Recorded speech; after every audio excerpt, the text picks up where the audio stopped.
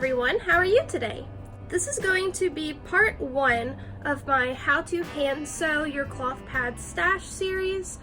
This series is aimed at people who may not have the means to sew on a sewing machine, you don't like sewing machines, you want a quick, easy way to make your pads that you won't have to fumble with the sewing machine, things like that.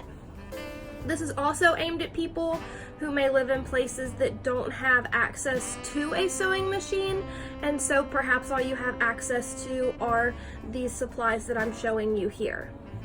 There are several videos out there by different people that show you how you can hand sew your own cloth pads quick and easy.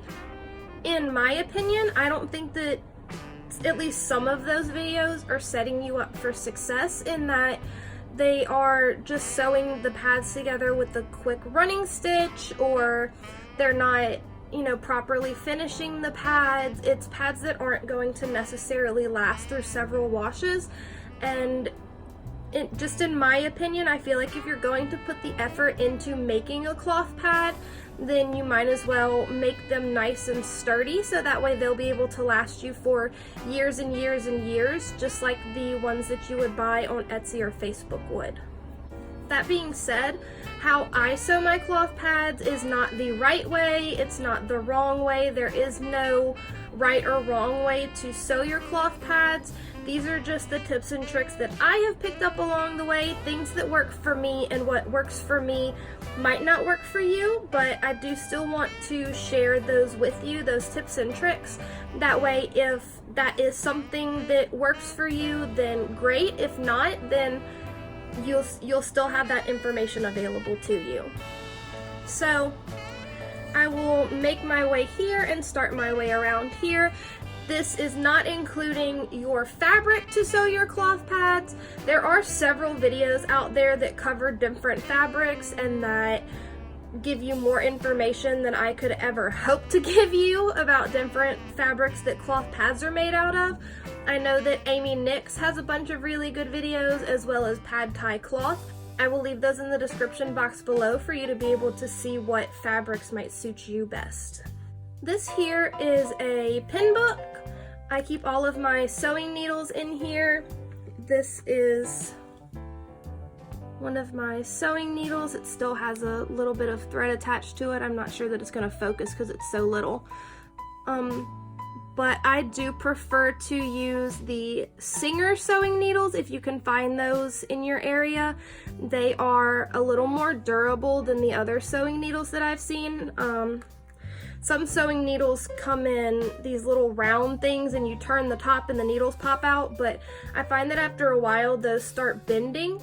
If that is something that you only have access to, I did use those for years and years before I found these, but that's just my suggestion, is that these last a little longer and they work a little better and they stay sharper. So if you have access to these, they are the Singer sewing needles.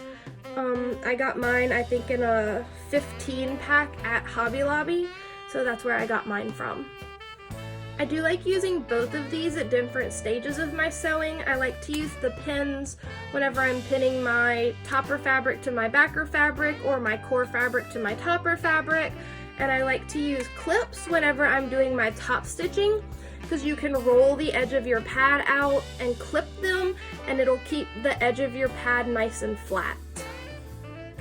You'll of course need some scissors. These are just some snips.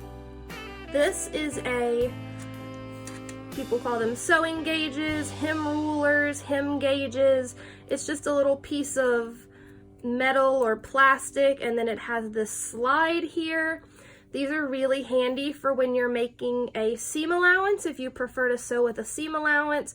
These are also really handy if you're making your own patterns, because you can measure the small increments better, and you can line this part up with the edge of your paper, so that way you have a straight line here to draw against whenever you're drawing your patterns.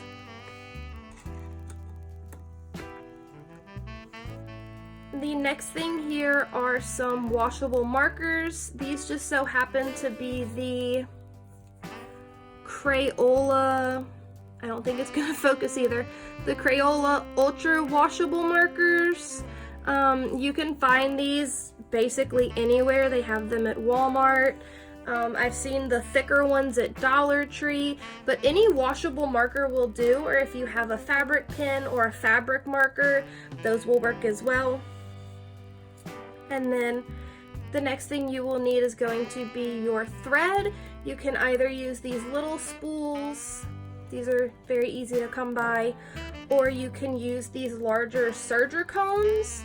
If you're going to be using a sewing machine, you may want to see if these cones are something that is allowed in your machine, if it's not going to ruin your machine. But hand sewing your cloth pads, you can get one of these for like $3, and you can get like a black and a white and a gray or something like that, some universal colors, and then you'll have thread forever. There's a ton of thread on here, and sewing your own cloth pads doesn't take that much thread, so you would have these for quite a while. Again, as well as these items, you're going to need your fabric as well as a pattern. Whether you prefer to make that pattern from an old disposable and you just extend the wings a little bit, or you find a pattern online that you can print for free, or one that you would like to buy, that's completely up to you. I do have a couple of tips for you. One tip that is very, very, very, very important for how your pad is going to come out is to clip your corners and your curves. So this is the Love My Lady cloth mini liner. It's just on the back of Cheerios box. That's also a really good tip, is cereal boxes or cardboard boxes for your patterns are really good if you need something sturdy, or you can buy clear template paper. You can use the front of old the packages that toys come in, like Barbie dolls and stuff like that, the plastic that comes on the front, or Dollar Tree sells plastic cutting mats that you can put your pattern on and trace around that, and then you'll have a clear pattern to be able to see your fabric underneath to see if you want a certain cut. But so here, this is a curve and this is a corner. This is a corner, this is a corner, this is a corner. So what you're going to want to do is around these curves, you trim your fabric as close to your sewing line as you possibly can without cutting through your threads. If you do cut through your threads, it's not the end of the world, but it's a little difficult to fix. Here, on things like this and this corner here, you're just going to clip straight across. Don't clip through your seam, but you're just going to clip straight across and take off that little point of the corner here. Just make sure you don't clip through your stitches, and that's going to help when you turn it inside out, it's going to be able to fold in on itself and you'll get a nice pointy corner. In here, you're going to cut just like this. You're going to make a little triangle inside of your seam allowance, and that's going to help that fold in as well. And of course, I'm going to demonstrate all of these for you whenever I make tutorials to, like, I'm actually sewing the cloth pads, then you'll be able to see all of these tips in action. My next tip for you is, if you are someone like me who you only want 1 or 2 pads out of a cut of fabric, is to buy 1/4 of a yard or 1/4 of a meter. You can go to Joann's or Hobby Lobby or Walmart or wherever you get your fabric from, and you can tell them to just cut you 1/4 of a yard. So it'll be a long strip of fabric, but you'll only have a little amount this way. So you won't have, you won't have bought a 1/2 of a yard or a full yard of fabric and you only want a couple of pads out of it. If you're wanting to make longer pads, like postpartum or overnight pads, that you're going to be buying a directional print, so the print's going to go up and down or side to side, you will want to buy a longer amount to accommodate that. You can always bear in mind the size of your pattern. So if you have a 16-inch pattern, then you'll want about 20 inches of fabric for you to be able to make a pad and fit your pad across your fabric like this instead of having to fit it diagonally. Now, fitting your patterns diagonally is going to help to save a little bit of space, especially if you have longer pads. But again, if you have a specifically directional pattern on your fabric, that's not going to, it might not be something that you would like. My next tip for sewing is going to be to not cut your thread too long. So when you are pulling your thread, you have, I mean, you're probably not even going to be able to see that. When you have your thread and you're pulling it off of your spool, you only want to pull about the length of your arm, because when you double it over, it's going to be, of course, in half.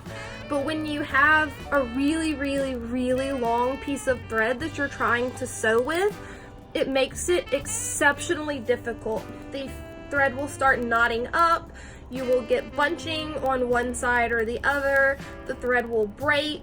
So it's a lot easier to sew with several shorter pieces of thread than to sew with really long pieces of thread. As you start sewing, you're going to figure out kind of what length works for you, but starting out smaller and then gradually increasing the length of your thread is going to help you a lot. Another tip I have is to check the clearance aisle or remnant bins at your local fabric store.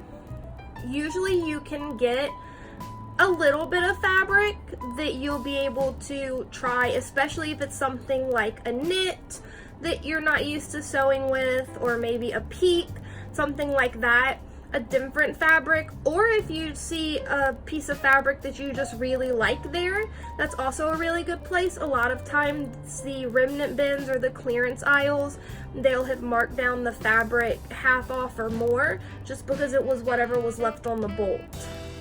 As well as that, at places like Walmart and Joann's, if they sell fat quarters of fabric and those fat quarters are seasonal, then those will be reduced. They can go for pennies. I've bought fabric for 10 cents, 20 cents for a fat quarter, and I've gotten several pads out of that, so that's also something that might work for you. My next tip is to not be so hard on yourself. When you first start sewing, whether you're sewing by hand or you're sewing on a sewing machine, it's just like anything. It's new, it's strange, you get a little nervous because you don't want to mess it up. You've spent money on all of these things and you don't want to ruin it. But on the same side of that coin, it's something new to you, and practice does really make perfect. The first pads that I ever sewed were absolutely terrible. Like, I cannot tell you how awful they were. I had made my own pattern. They were entirely too narrow. They were entirely too short. I had no idea what a seam allowance was. I didn't know how to turn and top stitch a pad. They were absolutely horrible. But the more that I made pads and the better that I got, the better my pads got. And they became usable and they became decent pads that weren't these awful things that, well, yeah, it's something in my underwear, but it doesn't work for me, you know? So the more you sew and the more you work at it, the better you're gonna get at it. So don't be too hard on yourself at first. Another tip that I have is to sew with fabric that you have around your house that maybe you don't want anymore. If your bed set came with 2 extra pillowcases, or you have some old hand towels that maybe don't work for you, some old nightgowns, a nightshirt, anything your husband, wife, partner, boyfriend, girlfriend might have that they don't want anymore. If there's anything at your mom's house, these are really good to sew with in the beginning, because if these pads come out absolutely terrible, then you're not going to be as heartbroken about it. It also helps you gauge a wider variety of fabric, so you can see whether you like flannel, whether you don't like flannel, whether you prefer toweling, if you like fleece or you need PUL, things like that. You can sew your pads with fabric that you would just be getting rid of anyways or you were never using. And so if they don't work, then that's perfectly fine, but if they do work, then you'll have a pad that works. And if nothing else, you're gonna gain experience and knowledge, so that in the end is priceless. On the same side of that coin, I do suggest not going out and spending hundreds of dollars on specialty fabrics to try them out. When you first start sewing, your sewing might not be as good as when you are a year or 2 years into it. So starting out with, precious expensive fabrics that you spent a lot of money on is gonna be kind of heartbroken when you mess it up the first couple of times. The first couple of times that I made a pad with PUL, they didn't come out very good, and I was devastated because PUL is not cheap. It's kind of expensive. But I was so new at sewing cloth pads that I didn't know any better. Another tip is to make different pads, so different lengths, different widths, different absorbencies, different top fabrics, different backer fabrics, so that you'll have a variety of pads. Make just 1 or 2 of those pads and see how you like them. And then if you end up really, really disliking them, then you learn something from it. And if you end up loving them, then you'll know that maybe that's something that you could use 7 or 8 more in your stash.